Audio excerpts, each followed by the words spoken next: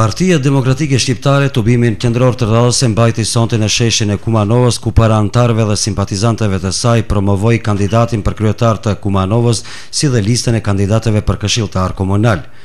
Kandidati për kryetar komune nga kjo parti, Halil Kurtishi, në fjalimin e tij akuzoi BDI-n, e cila me votat e këshilltarëve të vet ka votuar një sër projektesh investive që s'kan të bëjnë me lokalitetet shqiptare, si dhe ato në kulturë e sport.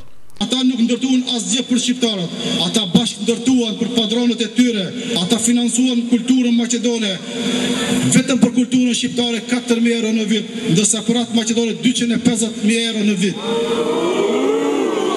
500 euro në vit për sportin shqiptar, ndërsa 250.000 euro për sportin maqedon. Por edhe ata ndërtuan pronat e tyre personale. Shpërblim e kanë për dëgjshmërinë që kanë bërë. Ju lut vëllezër të nderuar që mos të bëhemi pjesë e së keqes, duke votuar Bashkimin Demokratik për Integrim.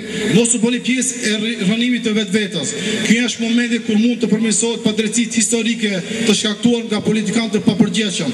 Ju keni alternativë të sigurt dhe të dëshmuar për ta votuar, e cila dallon nga të tjerat. Dallimi kryesor është se ne jemi faqebardhë. Vëllezër të nderuar, themi se jemi faqebardhë sepse Partia Demokratike Shqiptare nuk u bë pjesë e shitblerjeve të interesat të shqiptarëve. Ndërka që lideri i PDSH-m Thaçi tha se Kumanova më së shumti është goditur nga qeverisja Gruevski Ahmeti.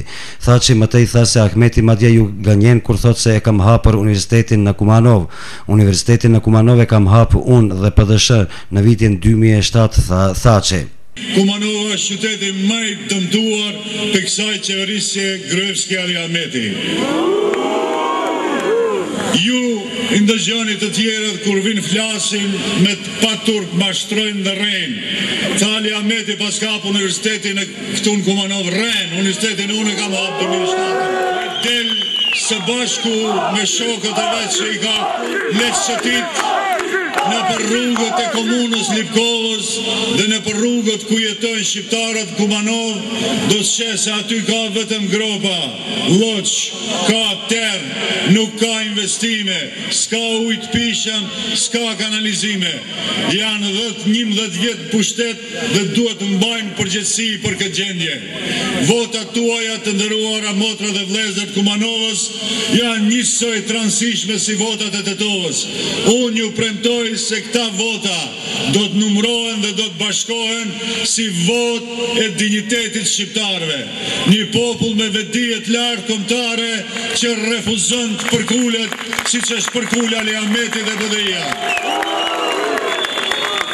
Jemi shumë afër ditës zgjedhjeve.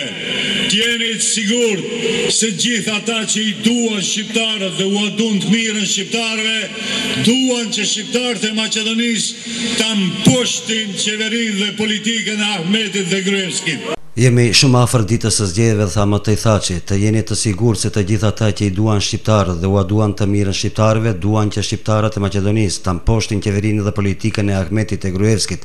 Të jeni të sigurt se edhe Tirana e Prishtina që na duan shumë dhe Brukseli e Washingtoni që po ashtu na duan shumë, me shumë dëshirë presin që më 24 mars të gjithë shqiptarët e Maqedonisë me votën e tyre të rreshtohen kundër kësaj politike, tha ndër të tjera Thaçi në Kumanov. Para kumanovare u prezantua dhe lista e kandidatëve të mënshëm për këshilltar komunal, kurse në emër të tyre foli i bartësi i listës Besnik Mehmeti, i cili premtoi se si këshilltar do të punojnë në interes të shqiptarëve, si në rrafshin e infrastrukturës, po ashtu edhe në atë të kulturës, sportit e kështu me radhë.